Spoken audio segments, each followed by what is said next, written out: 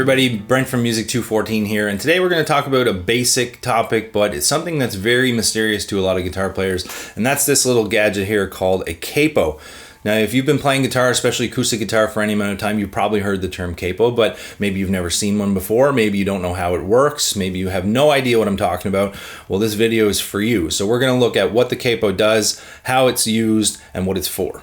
Okay, so if you've been playing guitar, especially acoustic guitar, for any amount of time, you've probably learned your open chord shapes, like your G major shape, your A major shape, or your D major shape, any of those shapes. And those are called open chords because they use a combination of fretted notes with your fingers and open strings that ring along with them. That's why they're called open chords.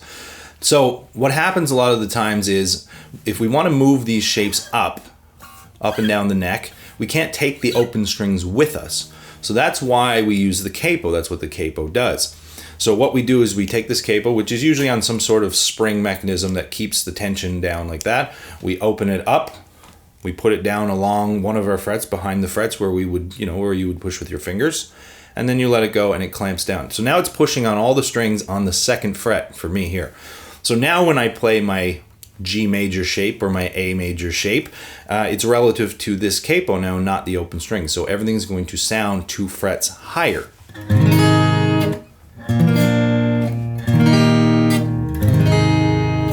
Okay, so it's important because you have to realize with the guitar, the tuning is very important. So in standard tuning, E, A, D, G, B, E, which is our typical tuning, if I put my fingers in this place, it's a G major.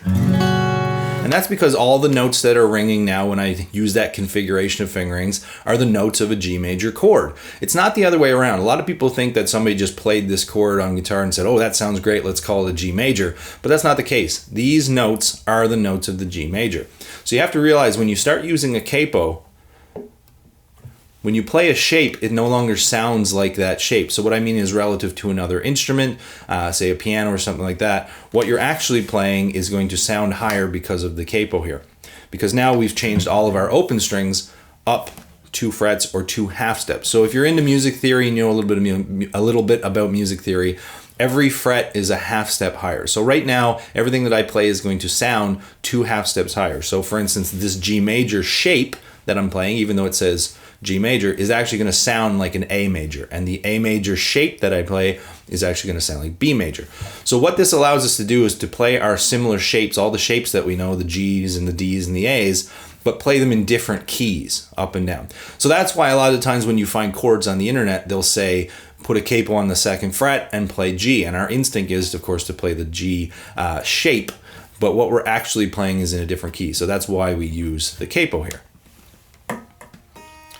Now, another reason people like to use the capo is just the sound. What happens is the higher you put the capo on, you lose a little bit of the low end sound and you gain a lot more of the high notes up here in the high end. It starts to become a little bit more of like a mandolin sound. You get that higher pitch sound with your chords. So for instance, if I put it way up here on the 7th fret, I'm going to lose all these low notes here because now everything is ringing up here. All my open strings are now the 7th frets, which sounds like this. And when I play these chords, you'll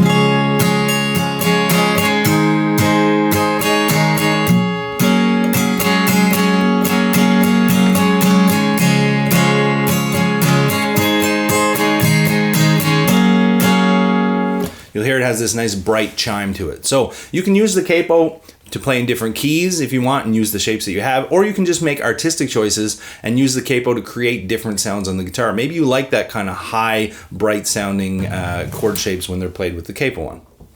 All right, I hope that helps you out a little bit. So if you see chords on the internet that says put a capo on the 3rd and play these shapes, now you know what to do. It's good to get a capo that has some sort of spring-loaded tensioner on it so that it'll make sure to keep the tension on it. Some of them are adjustable, like this one, which has a spring, so that if you have bigger strings on, you're going to need more tension. But if you have lighter strings, you don't want it clamping down too hard, so you can kind of relax a little bit. So you want it just to be able to just push in on the strings, but not too hard and not have any buzzing. You just want to have that in between perfect amount of pressure on the strings.